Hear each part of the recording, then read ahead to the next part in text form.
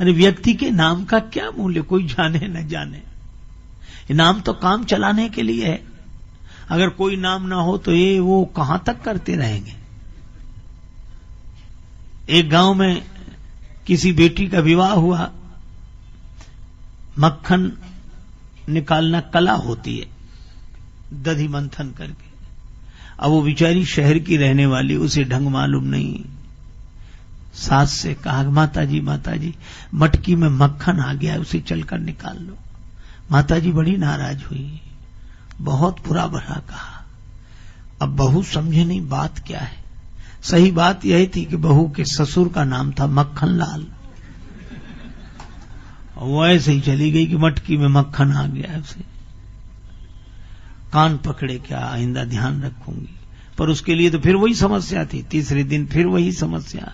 तो गई, बोले माता जी मटकी में वो परसों क्या।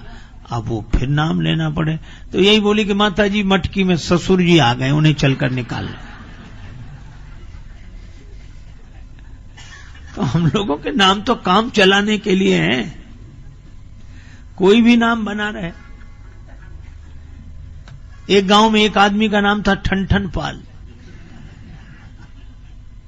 उसकी पत्नी को बड़ा बुरा लगे, क्योंकि मोहल्ले की सब बधुएं कहती, देखो ठनठन पाल की बहू आ रही है, वो ठनठन पाल।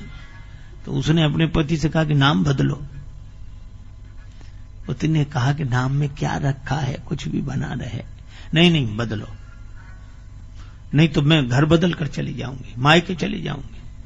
पति ने कहा कि भाई तेरी मर्जी, अब नाम में। तो नाराज होकर मायके चली अपने पिता के यहां। पैदल चली जा रही थी।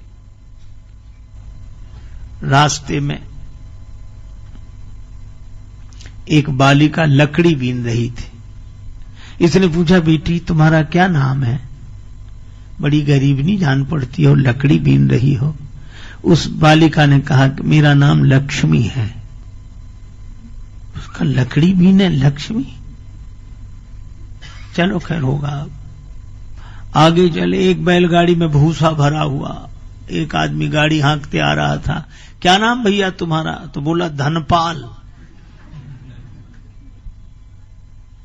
आगे बढ़े तो एक की शव यात्रा निकल रही थी।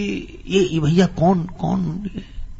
बड़े अच्छे आदमी थे, वो आज चले गए। क्या नाम था इनका? इनका नाम था अमर सिंह जी। वहीं से लौटे आई। पति ने आकर घर में पूछा कि क्यों लौट आई, नाराज गई थी तुम? कहा मेरी नाराजगी दूर हो गई रास्ते में। कैसे? तो उसने कहा कि लकड़ी बीने लक्ष्मी और भुस ढोवे धनपाल, और अमर सिंह तो मर गए तो भले मेरे ठन पाल। जब यही सब होना है, लेकिन बड़ी कठिनाई। भक्तों के बीच में भक्ति बढ़े। कबीरा तेरी झोपड़ी गलकट्टों के पास, जो करेंगे सो भरेंगे, तू क्यों हो तो उदास। बड़ा मुश्किल है केर बेर का संग। कबीरदास जी बैठे, बगल में वेश्या की हवेली। अब उसी समय वहां नाच गान हो, इधर कबीरदास जी झीनी झीनी बीनी चदरिया। उनका ये बाबा जी की वजह से बहुत डिस्टरबेंस होता है।